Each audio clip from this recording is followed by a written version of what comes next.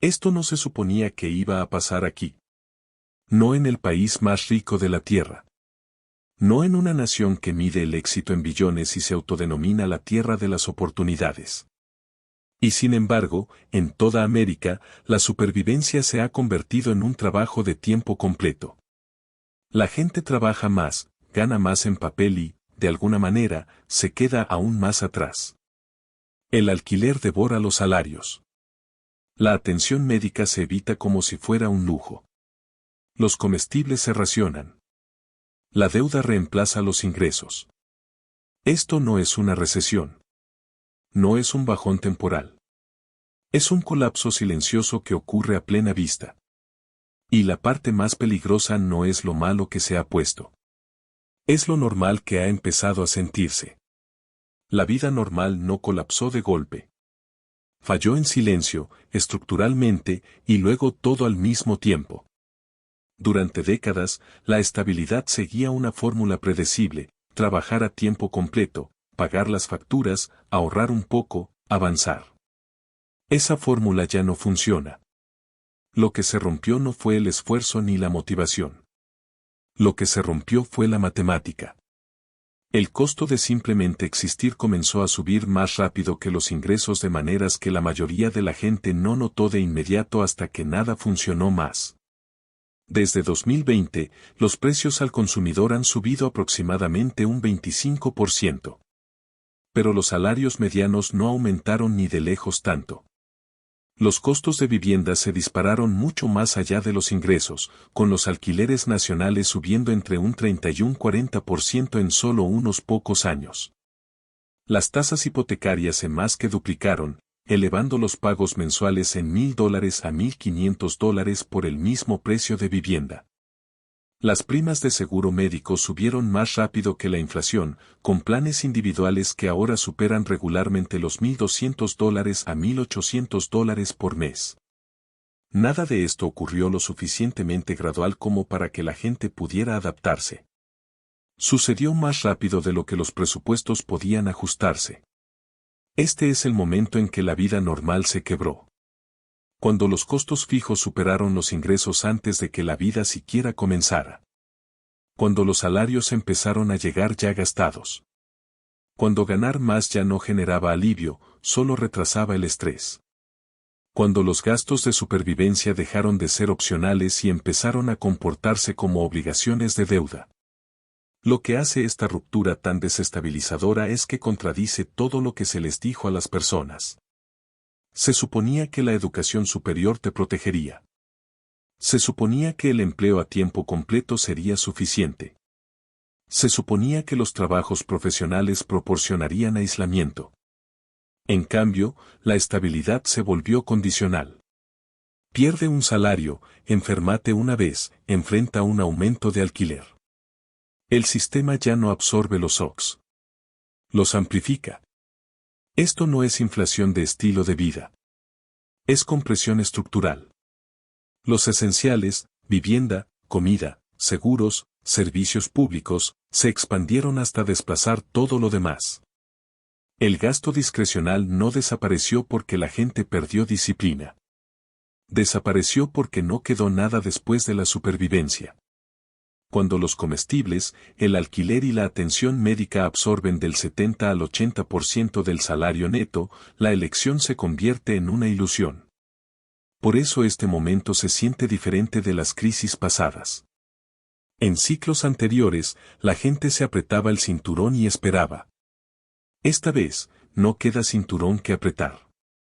El margen se fue. El colchón se fue. La promesa de que el esfuerzo garantiza progreso se fue. Y una vez que esa promesa se rompe, todo lo demás sigue. Porque cuando la vida normal deja de funcionar, la gente no se rebela de inmediato. Se adapta, pospone, pide prestado, acepta menos. Esa adaptación silenciosa es lo que permite que un sistema roto siga funcionando hasta que las consecuencias ya no puedan ocultarse. Esta es la base de todo lo que viene después. Porque cuando la supervivencia se vuelve cara, el trabajo deja de ser suficiente. Y cuando el trabajo deja de ser suficiente, toda la estructura comienza a resentirse bajo su propio peso. Una vez que la matemática se rompió, la trampa se cerró. Cuando los ingresos dejaron de cubrir los esenciales, la vida no solo se volvió más difícil. Se volvió estructuralmente restringida. Vivienda, comida y atención médica dejaron de comportarse como gastos normales y empezaron a actuar como peajes fijos. Los pagas primero o no funcionas en absoluto. Todo lo demás viene después, si es que queda algo. La vivienda es el peso ancla.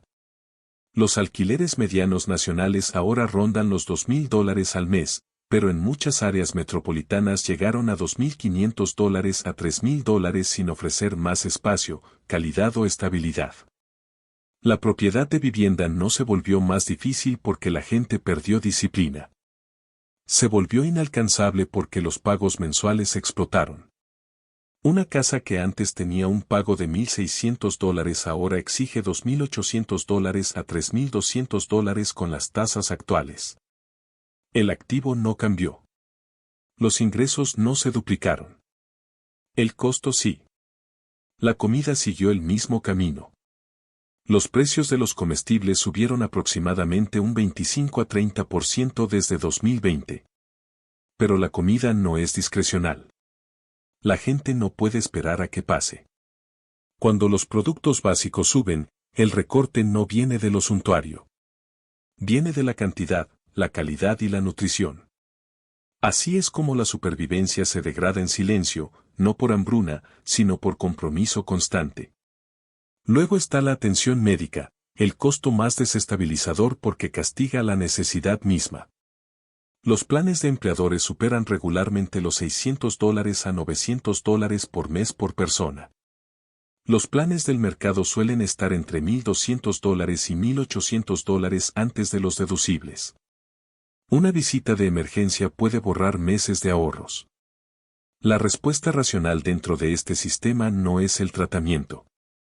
Es la evitación. Eso no es atención médica. Es gestión de riesgos bajo presión. Aquí es donde la trampa se cierra. Estos costos no se flexibilizan cuando los ingresos caen. No se pausan durante despidos. No les importa las horas extras ni la educación. Vivienda, comida y seguros consumen los ingresos automáticamente primero. Cuando esas tres categorías absorben del 60 al 75% del salario neto, presupuestar deja de ser una herramienta y se convierte en una fantasía. Por eso la promesa anterior colapsa aquí. El trabajo puede seguir produciendo ingresos, pero la supervivencia los extrae de inmediato. No hay pista de despegue, no hay colchón, no hay ventana de recuperación. Cada mes se reinicia a cero. Y una vez que los costos de supervivencia dominan la ecuación, el comportamiento cambia permanentemente. El gasto colapsa. El ahorro desaparece. La tolerancia al riesgo se desvanece. La gente no deja de participar porque sea irresponsable. Deja de hacerlo porque el sistema no les deja espacio para respirar. Esa es la trampa del costo de supervivencia. No solo drena dinero. Drena movilidad. Una vez que los costos de supervivencia toman el control, se suponía que el trabajo sería la vía de escape. Esa era la promesa. Ya no funciona. El empleo solía convertir el esfuerzo en estabilidad. Hoy lo convierte en mantenimiento. Los salarios llegan, desaparecen en costos fijos y se reinician a cero antes de que la vida siquiera comience. Eso no es un problema de motivación. Es un sistema donde el trabajo ha perdido apalancamiento. La productividad ha subido más del 60% desde finales de los años 70, pero los salarios reales apenas se movieron. La brecha no desapareció, fue capturada. Las ganancias corporativas alcanzaron márgenes récord mientras la participación del trabajo en los ingresos se reducía. El resultado es una economía donde trabajar más ya no significa avanzar, solo caer atrás más lentamente. Por eso las horas siguen expandiéndose. El tiempo completo ya no es suficiente. Las horas extras se volvieron normales. Los segundos empleos se volvieron comunes. Los terceros flujos de ingresos dejaron de ser ambición y empezaron a ser defensa. Pero apilar trabajo no cambia el resultado cuando los salarios se quedan atrás de los costos estructuralmente. No puede superar a un sistema donde los ingresos crecen al 2 a 3% mientras los esenciales se componen al doble de esa tasa. Incluso el empleo profesional perdió su función protectora. Los títulos no fallaron porque perdieran valor. Fallaron porque el piso debajo de ellos colapsó. Los salarios de entrada subieron modestamente, pero los requisitos se multiplicaron. Las demandas de experiencia aumentaron mientras la capacitación desaparecía. Los empleadores externalizaron el riesgo, recortando beneficios, acortando contratos y trasladando la volatilidad a los trabajadores. El empleo sigue existiendo. La seguridad no.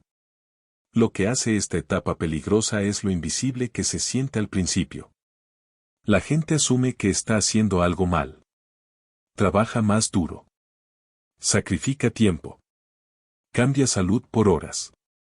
Pero el agotamiento no arregla una tasa de intercambio rota entre trabajo y vida. Un salario de $65,000 suena sólido. Después de impuestos, eso es aproximadamente $4,000 al mes. Resta alquiler, seguros, servicios, comida y transporte, y el remanente suele ser menos de $500. Eso no es movilidad ascendente, es resistencia. Este es el momento en que el contrato psicológico se rompe. Cuando el trabajo ya no construye, la gente deja de planificar. Deja de ahorrar. Deja de arriesgar. La economía no solo se ralentiza, se vacía. El consumo colapsa no por miedo, sino porque no queda nada para asignar. Y cuando el trabajo falla como mecanismo de escape, el sistema introduce un sustituto, no alivio, no reforma. Un placebo que mantiene todo funcionando justo lo suficiente. Ese sustituto es la deuda. Cuando el trabajo deja de crear escape, el sistema introduce un reemplazo para mantener todo en movimiento. Ese reemplazo no son salarios más altos ni costos más bajos. Es la deuda. La deuda se convierte en el puente entre ingresos y supervivencia. Cuando los salarios ya no pueden cubrir la realidad, llena el vacío silenciosamente mes tras mes, permitiendo que la ilusión de vida normal continúe. Los comestibles van a crédito. Las facturas médicas se posponen. Los huecos de alquiler se parchean con plástico.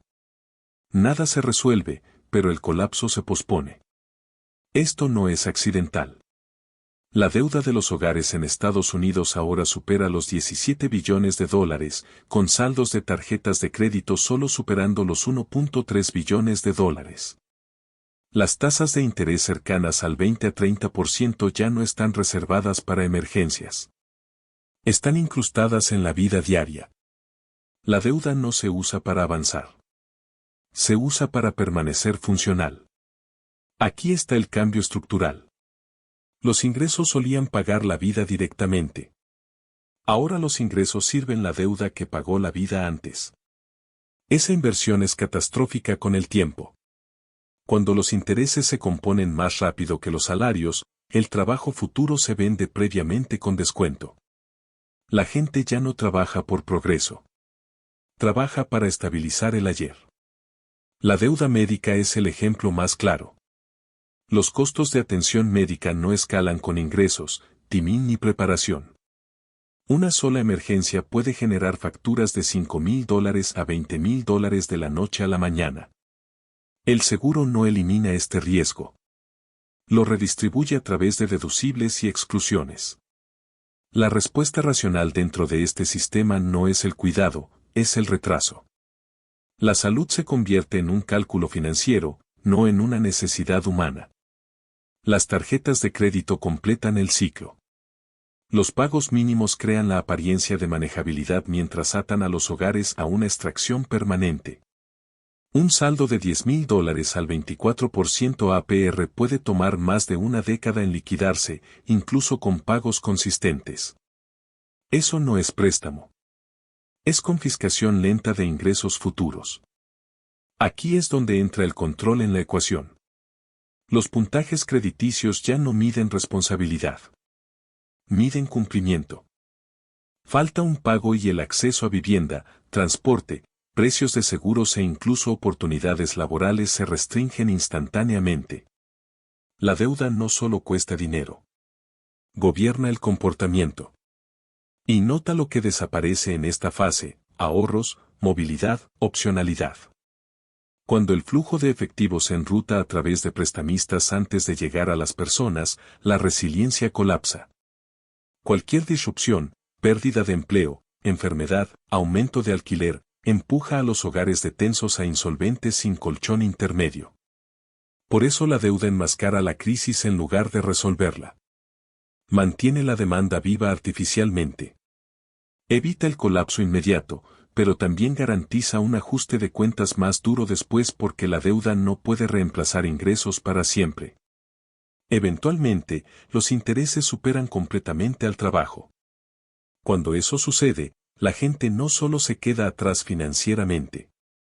Se vuelve invisible estadísticamente. Ganan demasiado para calificar para ayuda, pero demasiado poco para sobrevivir sin pedir prestado. Cuando la deuda se convierte en el mecanismo que sostiene la vida diaria, los números oficiales, que se supone nos dicen cuán malas están realmente las cosas, no lo hacen.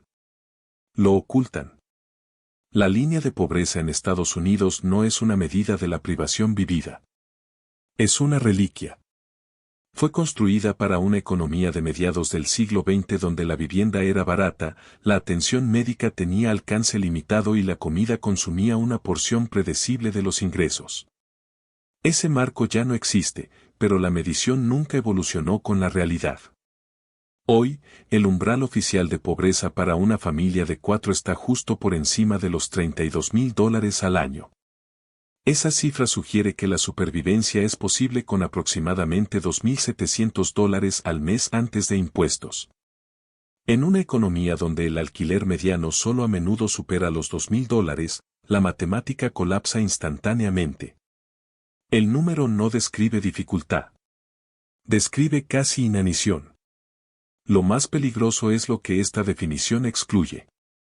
La línea de pobreza ignora la inflación de vivienda, primas de atención médica, deducibles de seguros, cuidado infantil, transporte y servicio de deuda. Asume costos que ya no existen y omite gastos que dominan la vida moderna.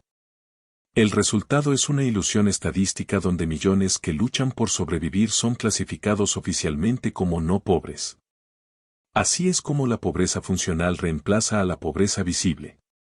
La gente gana demasiado para calificar para asistencia, pero demasiado poco para cumplir obligaciones básicas sin pedir prestado. Son invisibles para las redes de seguridad, invisibles en titulares e invisibles en respuestas políticas. Pero no son raros. Son la columna vertebral de la fuerza laboral. Análisis independientes muestran que, cuando se contabilizan los costos reales, los ingresos necesarios para mantener estabilidad básica para una familia de 4 se acercan a $120,000 a $140,000 en muchas regiones. Eso no es lujo. Es alquiler, comida, seguros, servicios, transporte y ahorros modestos. Compara eso con la línea oficial y la escala de la tergiversación queda clara. Esta brecha explica la contradicción que la gente siente pero no puede articular. ¿Por qué los trabajadores a tiempo completo se sienten quebrados? ¿Por qué los profesionales se sienten atrapados? ¿Por qué generaciones enteras sienten que están fallando a pesar de hacer todo lo que se les dijo? El sistema les dice que están bien porque las estadísticas lo dicen. Sus cuentas bancarias dicen lo contrario. Y aquí está la conexión crítica. La deuda llena el espacio creado por esta mentira. Porque si la pobreza se midiera honestamente, la crisis sería innegable. Los programas tendrían que expandirse, los salarios tendrían que subir, los costos tendrían que bajar. En cambio, el préstamo absorbe la presión silenciosamente mientras la historia oficial insiste en que todo es manejable. Esto no es un malentendido. Es una conveniencia estructural. Al subestimar la pobreza, el sistema evita responsabilidad mientras empuja los costos de supervivencia a los individuos a través de la deuda. El resultado es una economía donde el sufrimiento se normaliza, la asistencia se raciona y el colapso se pospone en lugar de abordarse. Cuando la pobreza se define para ocultar la realidad, la siguiente pregunta se vuelve inevitable. Esto no pasó por accidente. La erosión de la clase media no fue repentina ni natural. Fue diseñada a través de una serie de decisiones estructurales que transfirieron riesgo hacia abajo mientras concentraban recompensas en la cima. La primera ruptura vino cuando el crecimiento salarial se desconectó de la productividad. Desde principios de los años 80, la producción por trabajador se disparó, pero los salarios reales se estancaron. Ese valor faltante no desapareció. Fue redirigido a ganancias, compensaciones ejecutivas y precios de activos. El trabajo siguió produciendo más, pero la propiedad capturó las ganancias. Ese único cambio alteró permanentemente la trayectoria de la estabilidad de los hogares. Luego vino la financiarización. Las recompras de acciones se legalizaron y normalizaron, permitiendo a las corporaciones usar ganancias no para subir salarios o invertir en trabajadores, sino para inflar precios de acciones. Billones de dólares fluyeron a equities en lugar de a salarios. La clase media perdió crecimiento de ingresos mientras se le decía que participara en mercados para compensar. Luego la seguridad jubilatoria se desmanteló. Las pensiones, que absorbían riesgo y garantizaban estabilidad, fueron reemplazadas por cuentas de inversión individuales. La responsabilidad pasó de instituciones a trabajadores sin educación, protección ni límites a la baja. La volatilidad del mercado se volvió un problema personal. La jubilación dejó de ser una promesa y se convirtió en una apuesta. Al mismo tiempo, los empleos se deslocalizaron y las cadenas de suministro se globalizaron en busca de mano de obra más barata. Esto no solo movió fábricas. Vació pisos salariales en industrias enteras. El poder de negociación colapsó. Las comunidades perdieron anclas económicas. La clase media se redujo no porque la gente dejó de trabajar, sino porque su trabajo dejó de ser valorado. La expansión de la deuda aceleró la ilusión. Mientras los salarios se estancaban, el préstamo llenó el vacío. La deuda nacional superó los 35 billones de dólares. Mientras la deuda de hogares explotaba junto a ella, el poder adquisitivo del dólar se erosionó constantemente. La gente no se sintió más rica, solo más apalancada. El crecimiento se sostuvo por crédito, no por ingresos. Luego vino la consolidación de crisis. En 2008, los préstamos predatorios detonaron el mercado inmobiliario. Millones perdieron hogares. Los bancos fueron rescatados. Los activos se compraron baratos por quienes tenían capital. La propiedad de vivienda declinó mientras los alquileres comenzaban su larga escalada. La riqueza no se reinició. Se concentró. La pandemia repitió el patrón a mayor escala. Se inyectaron billones para estabilizar el sistema, pero los flujos favorecieron a tenedores de activos. Los mercados de acciones se dispararon. Los precios de viviendas saltaron más del 40% en algunas regiones. Los salarios se quedaron atrás otra vez. La brecha se amplió más. Finalmente, tasas de interés ultra bajas convirtieron la vivienda en un instrumento especulativo. Dinero barato permitió a compradores institucionales acumular propiedades a escala. Cuando las tasas subieron, la asequibilidad colapsó, encerrando a los hogares permanentemente fuera. Cada paso alimentó al siguiente. La supresión salarial forzó dependencia de deuda. La deuda enmascaró el declive. La crisis transfirió activos hacia arriba. La medición ocultó el daño. El resultado es un centro vaciado. Demasiado rico para ayuda, demasiado pobre para estabilidad. Y cuando una sociedad borra su clase media, las consecuencias no permanecen abstractas. Aparecen físicamente en las calles, en la vivienda, en el comportamiento. Ahí es donde el daño se vuelve imposible de ignorar. Cuando la clase media se extrae de una economía, el daño no se queda teórico. Se vuelve visible, tangible, imposible de explicar. Esta es la etapa donde los fallos del sistema dejan de aparecer en hojas de cálculo y empiezan a aparecer en el espacio físico. La señal más obvia es el desplazamiento habitacional. La falta de hogar ahora está en su nivel más alto desde la Gran Depresión, no porque la gente dejó de trabajar, sino porque los costos de vivienda se liberaron de los salarios. Los alquileres subieron más rápido que los ingresos por años, luego se aceleraron otra vez. Enteros tramos de ingresos fueron excluidos de golpe. Cuando el refugio se vuelve inasequible, la inestabilidad no parece caos al principio. Parece gente estirando límites, duplicándose, viviendo temporalmente en lugares nunca pensados para ser permanentes. Con el tiempo, esos arreglos temporales se vuelven fixtures permanentes. Al mismo tiempo, aparece una segunda contradicción. Exceso y escasez coexistiendo lado a lado. Apartamentos de lujo quedan parcialmente vacíos mientras la demanda de vivienda asequible explota. Nuevos desarrollos anuncian alquileres mensuales de $4,000 a $6,000 priced para un comprador que ya no existe a escala. Las tasas de vacancia suben no porque la vivienda sea abundante, sino porque está mal priced. El capital persigue retornos en lugar de albergar gente, y el desajuste crece cada año. El espacio público refleja la presión. Los campamentos se expanden no porque los servicios desaparecieran de la noche a la mañana, sino porque el número de personas incapaces de absorber SOC sigue creciendo. Cuando incluso una pequeña disrupción, pérdida de empleo, aumento de alquiler, factura médica, empuja hogares más allá del borde, el derrame se vuelve visible.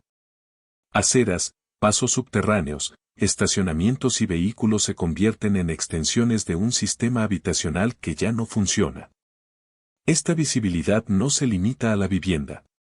Los patrones de consumo se fracturan. El tráfico minorista se debilita.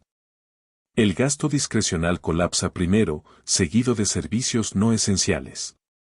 Incluso los anclas tradicionales de demanda fallan en sostenerse. Cuando la gente reduce gasto no por cautela, sino por necesidad, señala que el flujo de efectivo dejó de circular. La economía no se congela dramáticamente. Se vacía silenciosamente. La tensión en infraestructura sigue. Las ciudades enfrentan costos más altos de limpieza, presiones en respuestas de emergencia y desafíos de seguridad pública. Todo mientras las bases impositivas se debilitan. El sistema paga más para manejar síntomas mientras pierde los ingresos necesarios para abordar causas. Esto crea un bucle de retroalimentación.